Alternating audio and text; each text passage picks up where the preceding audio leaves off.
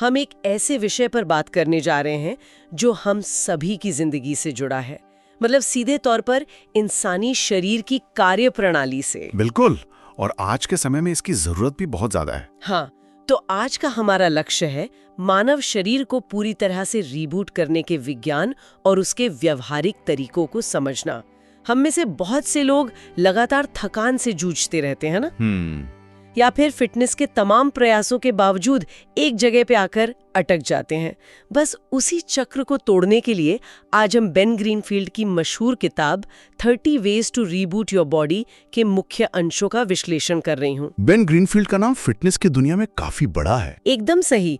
जो लोग नहीं जानते उन्हें बता दूं कि वे न्यूयॉर्क टाइम्स के बेस्ट सेलिंग लेखक होने के साथ साथ एक पूर्व बॉडी बिल्डर, आयरन मैन ट्राइथलीट और जाने माने फिटनेस कोच हैं। और उनका ये व्यवहारिक अनुभव ही इस पूरी चर्चा को एक बहुत ही ठोस आधार देता है। बिल्कुल, मेरा मतलब है कि ये जानकारी उन सभी लोगों के लिए है जो थका हुआ महसूस करते हैं और जिन्हें लगता है कि उनके शरीर ने काम करना या कह लें सही से रिस्पॉन्ड करना बंद कर दिया है। हाँ, लेकिन यहाँ एक बात स्पष्ट कर दूं, जब हम शरीर को रिबूट करने की बात करते हैं तो ये कोई जादू नहीं है, कोई रातों रात होने वाला चमत्कार नहीं है। ये असल में 4 से 12 सप्ताह की एक बहुत ही व्यवस्थित प्रक्रिया है। शरीर के सिस्टम्स को बेसलाइन पर लाना पड़ता है। जैसे हम एक हैंग हो रहे कंप्यूटर को रीस्टार्ट करते हैं, बिल्कुल वैसे ही शरीर को सही दिशा में वापस लाने के लिए उसे एक तरह से शटडाउन करके दोबारा शुरू करने की जरूरत होती है। इसमें धैर्य चाहिए होता है। और सबसे मजेदार बात पता है क्या है? इस चर्चा में कुछ ऐसे चौंकाने वाले तथ्य हैं जो फिटनेस से जुड़े हमारे पुराने ख्यालों को पूरी तरह पलट देंगे। जैसे कि ज्यादा कसरत करने वाला भ्रम। हाँ, कि जरूरत से ज्यादा कसरत करने से शरीर का फैट कम होने के बजाय बढ़ सकता है। मतलब ये तो कोई सोच भी नहीं सकता, सच में। और एक और बात जो शायद सुनने वालों को हैरान कर दे, हाँ, वो केक वाली बात। हाँ, कि सख्त डाइट के दौरान अचानक केक का एक टुकड़ा खाना असल में वजन कम करने में मददगार साबित हो सकता है। ये सुनकर तो बहुत से लोगों को राहत मिली होगी, लेकिन ठीक है, चलिए इसे विस्तार से समझते हैं। सबसे पहले शरीर के पेट और क्रोनिक इन्फ्लेमेशन की छिपी हुई समस्या की बात करते हैं। ये सबसे बुनियादी चीज है। रोजमर्रा की जिंदगी में हम बहुत सी ऐसी बुरी आदतें अपना चुके हैं जो शरीर को नुकसान पहुंचा रही हैं। बहुत ज्यादा प्रोसेस्ड फूड खाना, अत्यधिक शराब, कैफीन और बिना जरूरत के पैरासिटामोल जैसी दवाएं लेना। बिल्कुल, इन आदतों की वजह से शरीर में क्रोनिक इन्फ्लेमेशन पैदा होता है, एक तरह की अंदरूनी सूजन। यहाँ जो बात सबसे आकर्षक है वो है हमारे इम्यून सिस्टम का असली ठिकाना। मतलब हम इम्यूनिटी को सिर्फ खून या व्हाइट ब्लड सेल से जुड़कर देखते हैं, लेकिन शरीर के इम्यून सिस्टम का 3/4 हिस्सा, लगभग 75% हमारे पेट में होता है। को बिगाड़ती है, आंतों की दीवारें कमजोर हो जाती हैं, जिसे लीकी गट कहते हैं। एकदम सही। और फिर अनपचे टॉक्सिन्स खून में चले जाते हैं, जिससे हार्मोनल असंतुलन होता है, थकान होती है और लेप्टिन रेजिस्टेंस की वजह से अत्यधिक भूख लगने लगती है। तो मतलब पेट खराब होने से ही सारी समस्याएं शुरू हो रही हैं।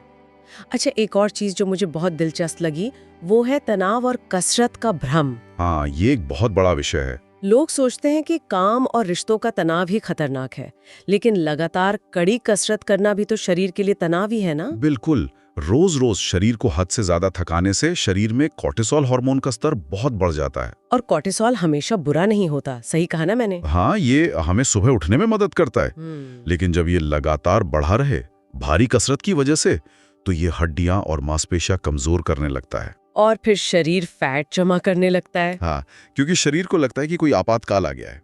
इसीलिए भारी कसरत के मुकाबले हल्की कसरत से शरीर ज्यादा फैट जलाता है। भारी कसरत केवल कभी कभी करनी चाहिए। ये बहुत जरूरी बात है। रोज खुद को तोड़ना फिटनेस नहीं है। अब जब हमने ये समझ लिया है तो 4 से 12 हफ्ते के उस रीबूट प्लान की तरफ बढ़ते हैं, जो कि इस पूरी प्रक्रिया का सबसे अहम हिस्सा है। तो रीबूट का पहला कदम अपनी वर्तमान स्थिति का आकलन करना है, सीधे डाइट पर नहीं कूदना है। सही कहा, बेसलाइन जानना बहुत जरूरी है। डॉक्टर के पास जाना, ब्लड टेस्ट कराना और परिवार की बीमारियों की हिस्ट्री जैसे डायबिटीज या थायराइड का सही से काम ना करना, इन सब की जांच करना सबसे पहला काम है। अगर हम इसे बड़ी तस्वीर से जोड़कर देखें तो सिर्फ लक्ष्य तय करना काफी नहीं है। मतलब सिर्फ ये सोचना कि मैं रोज सब्जी खाऊंगी या 1 घंटा कसरत करूंगी, ये काफी नहीं है। नहीं, उसे मापना भी जरूरी है। और मापने का सबसे बेहतरीन तरीका है हार्ट रेट वेरिएबिलिटी, यानी HRV कितनी तेजी से प्रतिक्रिया देता है। 2 धड़कनों के बीच के समय का सूक्ष्म अंतर। अच्छा, ये जितना ज्यादा हो उतना अच्छा है। इसका मतलब है कि शरीर अच्छी तरह से रिकवर हो चुका है। अगर HRV कम है तो उस दिन भारी कसरत नहीं करनी चाहिए। तो ये शरीर का अपना डैशबोर्ड हो गया। बढ़िया। अब तीसरे कदम की बात करते हैं, शरीर की सफाई या क्लेंज। ये थोड़ा मुश्किल लग सकता है शुरुआत में। हाँ, क्योंकि इस दौरान सभी इन्फ्लेमेटरी फूड्स जैसे ग्लूटेन, कृत्रिम चीनी और कैफीन को शरीर से बाहर करना होता है। मतलब नो शुगर, नो कॉफी। हाँ, और यहाँ एक बहुत बड़ा बदलाव करना होता है। ऊर्जा के स्रोत को बदलना। बिल्कुल। कार्बोहाइड्रेट की जगह हेल्दी फैट्स को ऊर्जा का मुख्य स्रोत बनाना होता है, क्योंकि बहुत अधिक कार्बोहाइड्रेट खाने से ही शरीर में फैट जमता है और एलर्जी जैसी समस्याएं होती हैं। मतलब शरीर को फैट बर्निंग मशीन बनाना है। सही कहा। यहाँ बात सच में बहुत दिलचस्प हो जाती है, क्योंकि बहुत से लोगों को लगेगा कि क्लेंस के बाद तो जिंदगी बेरंग हो जाएगी, खाने में कोई मजा ही नहीं बचेगा। लेकिन ऐसा बिल्कुल नहीं है। हाँ, रीबूट के बाद खाने में मजा वापस लाने की पूरी गुंजाइश है। इस सस्टेनेबल डाइट में हम अंकुरित या खमीर युक्त अनाज, क्विनोआ, अच्छे डेयरी उत्पाद, ब्लैक कॉफी और टेम्पे जैसी चीजें वापस शामिल कर सकते हैं। टेम्पे मतलब खमीर युक्त सोया? ये गट बैक्टीरिया के लिए बहुत अच्छे होते हैं, लेकिन एक बात याद रखनी होगी। बायो इंडिविजुअलिटी वाली बात। हाँ, हर इंसान का पेट अलग होता है। जो एक के लिए सुपर फूड है वो दूसरे को नुकसान कर सकता है। इसलिए हर नई चीज पर शरीर की प्रतिक्रिया को मापना जरूरी है। बिल्कुल। और सिर्फ डाइट ही नहीं, रीबूट के बाद व्यायाम का तरीका भी बदल जाता है। हाँ, धीमी ट्रेनिंग के साथ हाई इंटेंसिटी इंटरवल ट्रेनिंग, जिसे हम HIIT कहते हैं, उसे मिलाकर करने की रणनीति सबसे अच्छी है। इससे फेफड़ों की क्षमता और ताकत दोनों बढ़ती हैं। और सबसे मजेदार बात, मुझे दैनिक जीवन में मूवमेंट वाले तरीके लगे। वो माइक्रो मूवमेंट्स वाले? हाँ, जैसे कि माइक्रोवेव में खाना गर्म होने का इंतजार करते समय घर के दरवाजे पर लगे पुलअप बार पर 5 पुलअप्स कर लेना। मतलब आपको अलग से जिम जाने का इंतजार नहीं करना है। या फिर लंबे समय तक कुर्सी पर बैठने से बचने के लिए स्टैंडिंग डेस्क का उपयोग करना। और सहकर्मियों या रनिंग ग्रुप के साथ कसरत करके इसे एक सामाजिक गतिविधि बनाना। इससे इंसान बोर नहीं होता। इंसान का शरीर दिन भर चलते फिरते रहने के लिए बना है। अब थोड़ा एडवांस लेवल की तरफ चलते हैं। ये हिस्सा थोड़ा साइंस फिक्शन जैसा लगता है। हाँ, एंटी एजिंग या उम्र बढ़ने से रोकने वाली ट्रेनिंग। हाँ, कि लगातार एक जैसी कसरत से शरीर थक जाता है और फिर उसे हाइपोक्सिया की जरूरत होती है। ये हाइपोक्सिया क्या है? असल में हाइपोक्सिया का मतलब है शरीर को थोड़ी देर के लिए ऑक्सीजन के बिना रहने की ट्रेनिंग देना, जैसे बिना सांस लिए 25 मीटर तक तैरना। बाप रे, बिना सांस लिए 25 मीटर? हाँ, ये एक तरह का कंट्रोल्ड स्ट्रेस है। ये शरीर को ताजगी देता है और सेल्यूलर लेवल पर शरीर के बूढ़े होने की प्रक्रिया से लड़ता है।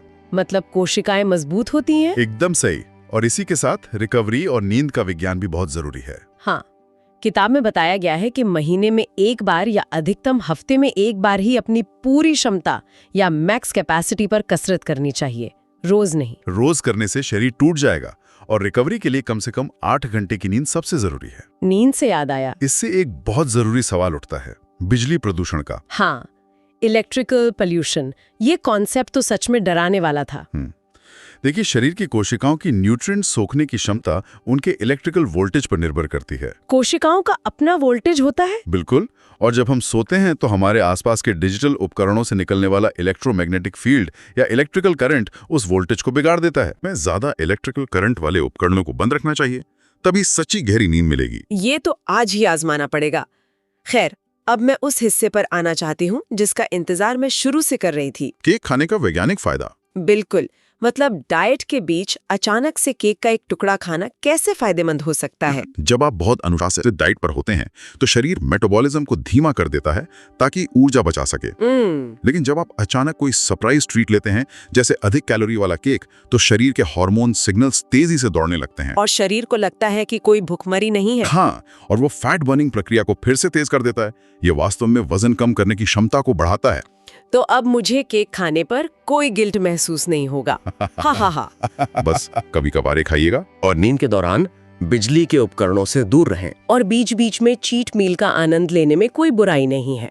एक और बहुत जरूरी बात जो किताब के आखिर में है, प्रकृति की ओर लौटना। हाँ, दिन भर बंद कमरों और कंक्रीट की दीवारों के बीच बैठे रहने की आदत को तोड़ना होगा। बाहर जाएं, नजदीकी पार्क में टहलें। शरीर को स्थानीय पर्यावरण के साथ फिर से जोड़ना बहुत जरूरी है। ये भी रीबूट का ही हिस्सा है। बिल्कुल।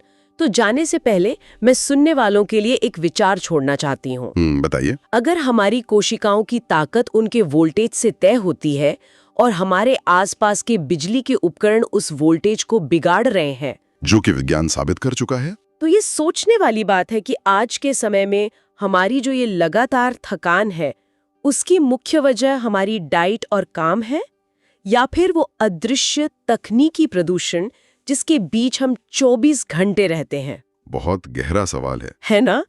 इस बारे में जरूर सोचिएगा। ये नजरिया हमारी पूरी जीवन शैली को बदल सकता है। आज की चर्चा में जुड़ने के लिए धन्यवाद। धन्यवाद।